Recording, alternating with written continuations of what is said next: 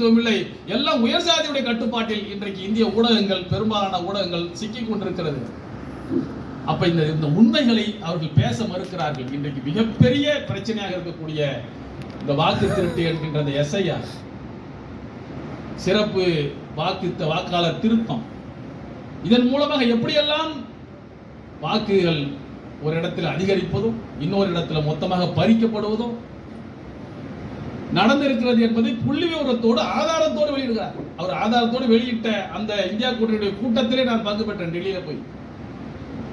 ஆனால் ஒரே ஒரு நாள் தான் அந்த ஊடகங்கள் அதை பத்தி பேசிச்சு, அதோடு முடித்தாங்க. எவ்வளவு பெரிய பிரச்சனை இருக்கு. பெங்களூர் சென்ட்ரல் என்கின்ற ஒரு தொகுதி, மத்திய தொகுதி, அந்த தொகுதியில மொத்தம் 7 சட்டமன்ற தொகுதிகள், நாடாளுமன்ற தொகுதி. அது அங்க ஒரு முஸ்லீம் போட்டியிடுகிறார், அதை எதிர்த்து பாஜக போட்டியிடுகிறது, காங்கிரஸ் கட்சி சார்பில் ஒரு முஸ்லீம் போட்டியிடுறார்.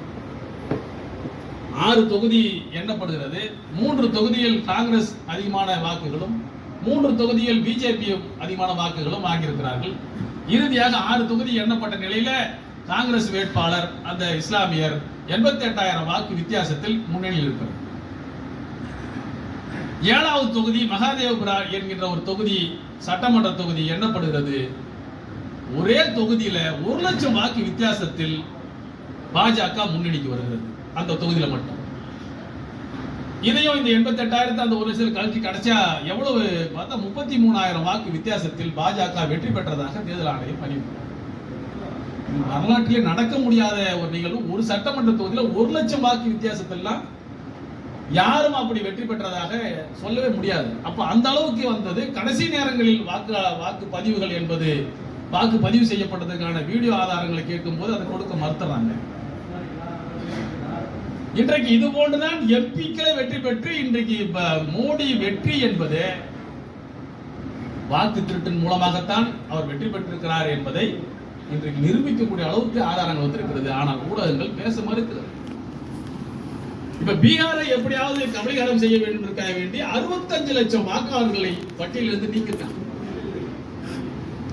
அதுல மிக முக்கியமாக முஸ்லிம் வாக்குகள், நமக்கு வராத வாக்குகள் எதெல்லாம் இருக்கிறதோ, இஸ்லாமியர் வாக்குகள், பட்டியலின மக்களுடைய வாக்குகள், இது எல்லாத்தையும் 65 லட்சம் வாக்குகள் நீக்கப்பட்டிருக்கிறது என்ற நிலையில உச்சநீதிமன்றம் தலையிட்டு அதை தடுக்கக்கூடிய ஒரு நிலைமை வந்தது. அப்பவும் கிட்டத்தட்ட ஒரு 6 லட்சம் வாக்குகள் கிட்ட பறிச்சு. இதை இன்றைக்கு தமிழ்நாட்டில் கொண்டு வருவதற்காக இன்றைக்கு வேலைகள் நடந்து கொண்டிருக்கிறது. ரொம்ப துரிதமாக முடிக்கிறோம். பிப்ரவரி மாசத்துக்குள்ளார அந்த பட்டியல் வெளியிட போகிறோம்னு சொல்றோம். இருக்கக்கூடிய எல்லாம் மழை காலம். இந்த 3-4 மாதத்துக்குள்ளார 8 கோடி தமிழ்நாட்டுடைய மக்களுடைய வாக்குரிமை நாங்கள் சரிபார்த்து விடுவோம் என்று சொல்வது எவ்வளவு பெரிய அபத்தம். இதே போன்று 12 மாநிலங்களில் நாங்கள் எடுக்க போகிறோம் என்று சொல்றார். ஆனால் நீதிமன்றம் இதுவரைக்கும் வாய் மூடி மௌனியா இருக்கு.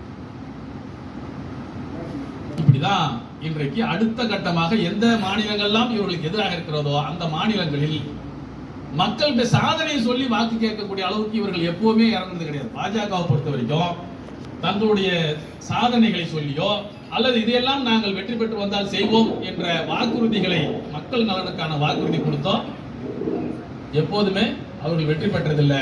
இப்ப பீகார்ல வெற்றி பெறதுக்கு என்ன வாக்குறுதி கொடுத்திருக்காங்க? சீதைக்கான ஒரு கோவில் கட்ட போறாங்க. அதான் அவங்க வாக்குறுதி.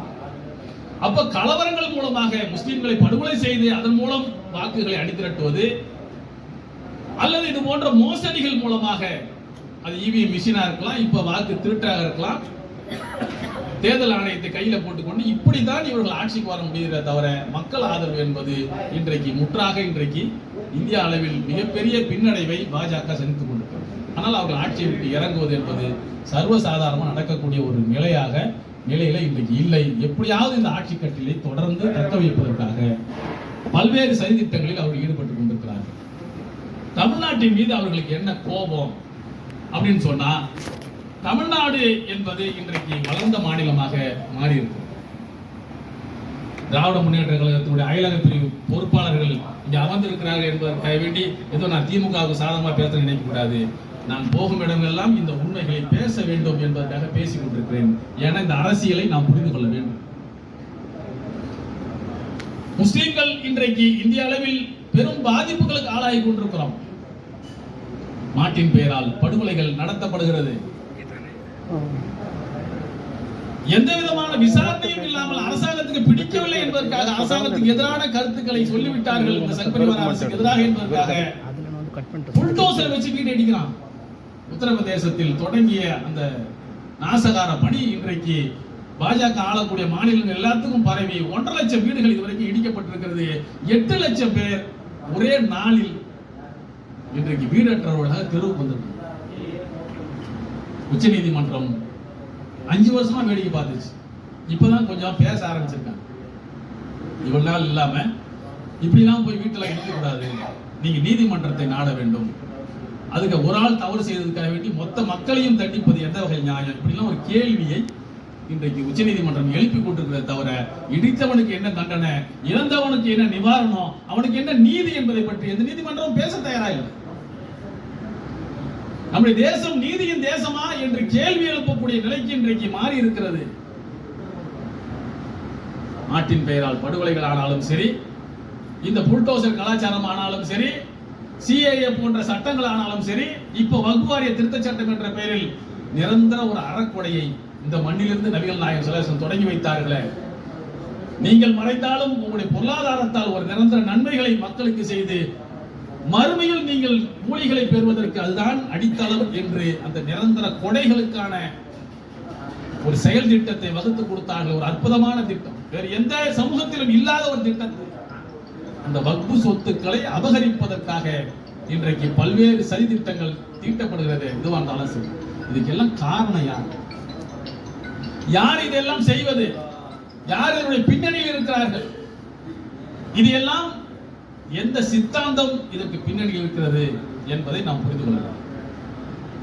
இது ஏதோ RSS செய்யுது, ஏதோ பிஜேபி செய்யுது அப்படின்னு ஒரு இயக்கத்தையோ அல்லது மோடி அமித்ஷா என்ற இந்த 2 நபர்களையோ சொல்லிவிட்டு போயிடக்கூடாது. நேற்று அத்வானி இருந்தார், அதுக்கு முன்னால வாஜ்பாய் இருந்தார், இப்ப மோடி வந்திருக்காரு. இந்த மோடி போனா இன்னொரு கேடி வருவார். RSS என்ற பேர் ஏற்கனவே வந்து ஜனசங்கன் ஒரு அமைப்பு இருந்துச்சு, அதன் பிறகு பாரதிய ஜனதா வந்துச்சு. நாளைக்கு இந்த கட்சிகள் எல்லாம் போயிட்டு வேற ஒரு கட்சி பேரை கொண்டு வந்துருவாங்க. இது அல்ல பிரச்சனை. எதிரி இவர்கள் அல்ல. RSS எதிரின்னு சொல்லி நினைச்சு கூட அது மாறிடும். பாஜக எதிரின்னு நினைக்க அது மாறிடும். ஒரு சித்தாந்தம் நமக்கு எதிரியாக இருக்கிறது. அது எந்த சித்தாந்தம்? அது சித்தாந்தம் எந்த சித்தாந்தம் என்பதை, யார் எதிரி என்பதை இந்த சமூகம் புரிந்து கொள்ள வேண்டும். எதிரி யார் என்று சொன்னால் பிராமணியம் என்கின்ற வர்ணாசிரம கோட்பாடுதான் இந்தியாவுடைய எதிரி. அந்த வர்ணாசிரம கோட்பாட்டுக்கு எதிராக இருக்கக்கூடிய இஸ்லாம் தான் இந்த பார்ப்பனியத்துக்கு எதிரி. நபிகள் நாயகம் ஸல்லல்லாஹு அலைஹி வஸல்லம் அவர்கள் எந்த சமத்துவத்தை, எந்த சகோதரத்துவத்தை இந்த மதீனா மண்ணில் இருந்து உலகம் முழுக்கும் பரவ செய்தார்கள். நீ கருப்பனாக இருக்கலாம், வெள்ளையனாக இருக்கலாம், எந்த நிறத்தவனாக இருக்கலாம், ஆனால் நீ அனைவரும் இறைவனுக்கு முன்னால் ஒரே சமமானவர்கள், ஒரே தாய் தகப்பனுக்கு பிறந்தவர்கள் என்கின்ற ஒரு சமத்துவ கோட்பாட்டை உலகத்துக்கு கொடுத்து ஒரு சமத்துவ மார்க்கத்தை, சமத்துவ சமூகத்தை கட்டமைத்தார்களே. அதற்கு எதிரானது இந்த பிறப்பின் அடிப்படையில் வேதத்தை சொல்லக்கூடிய இந்த வர்ணாசிரம சனாதன தத்துவம். இன இழிவை இன்றைக்கு புகுத்தி மக்களை அடிமைப்படுத்தி இன்றைக்கு வரைக்கும் சாதிய இழிவுகளால் மக்கள் செத்துக் கொண்டிருக்கிறார். ஆணவ கொலைகளால் கொல்லப்படுகிறார்கள். அதுக்கு தீர்வை யாராலும் சொல்ல முடியாது. ஆனால் இதே மதீனா மண்ணில் நின்று நபிகள் நாயகம் ஸல்லல்லாஹு அலைஹி வஸல்லம் அவர்கள் உருவாக்கிய அந்த இஸ்லாமிய சித்தாந்தம் இதற்கு ஒரு நொடியில் தீர்வை சொல்கிறது. அப்படி தீர்வை சொன்னால் இவருடைய சனாதன தத்துவம் அழிந்து போய்விடும் என்பதற்காக வேண்டி இஸ்லாத்தையும் இஸ்லாமியர்களும் அழிப்பதற்காக இந்த சங்பரிவார பார்ப்பனிய கூட்டம் செய்யக்கூடிய சதித்திட்டம் தான் இவர் எல்லாத்துக்கும் காரணம். இந்த ஆரியத்தை, இந்த சனாதன கோட்பாட்டை எதிர்க்க வேண்டிய ஒரு நிலையில நம்ம மிக தெளிவாக வெளிவரும். அது நடந்தால், அந்த ஆதிக்கம் தகர்க்கப்பட்டால், அந்த ஆதிக்கம் நிலைகுலையப்பட்டால் சமூக நீதி தலைக்கும். சமூக நீதி தலைத்தால் அமைதி நிலவும்.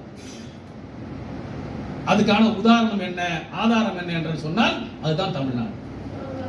100 வருஷத்துக்கு முன்னால எந்த ஆரிய ஆதிக்கத்தை எதிர்த்து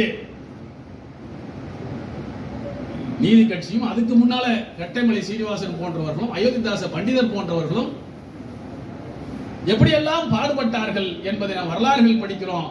அந்த ஆரிய ஆதிக்கத்தை தகர்ப்பதற்காக, ஆரிய சுரண்டலை தடுப்பதற்காக எடுத்த முயற்சிகள் தமிழ்நாட்டில் பல்கி பெருகி ஒரு சமத்துவ சூழல் ஒப்பீட்டளவில் உயர்ந்து நிற்கும். கல்வியில உயர்ந்திருக்கிறோம், மருத்துவ கட்டமைப்பில் தமிழ்நாடு உயர்ந்திருக்கிறது. அமைதியில், சமூக நல்லிணக்கத்தில் இந்திய அளவில் தமிழ்நாடு முன்னிலை இருந்து கொண்டிருக்கிறது. தமிழ்நாட்டை எப்படியாவது கபலீகரம் செய்யறதுக்காக 1980 தொடங்கிய பிரச்சனை. 80 மீனாட்சிபுரத்தில் மொத்தமாக ஒரு ஊரே இஸ்லாத்தை தழுவி ரஹமத் நகராக மாறியது. அதன் பிறகு தமிழ்நாட்டின் மீது இந்த மொத்த சக்பரிவார பிராமணிய ஆதிக்க சக்திகளும் நிலை கொண்டார்கள். தொடர்ந்து கலவரங்களை, பிரச்சனைகளை உண்டாகின. அதுக்கப்புறம் தான் இந்து முன்னணி என்ற ஒரு அமைப்பு உருவாச்சு. கோயம்புத்தூரை மையப்படுத்தி கலவரங்கள், கன்னியாகுமரி மாவட்டத்தை மையப்படுத்தி கலவரங்கள், மண்டைக்காடு கலவரம், கோயம்புத்தூர் கலவரம் 80களில் இருந்து இதுவரைக்கும் பல்வேறு முயற்சிகள் நடந்து கோயம்புத்தூர் பல்வேறு தாக்குதல்களுக்கு ஆளாக நிலையில் கூட இன்னமும் கூட பாஜகவால் தமிழ்நாட்டில் வேறு பிடிக்க முடியவில்லை என்பதுதான் அவர்கள் இருக்கக்கூடிய கோபம்.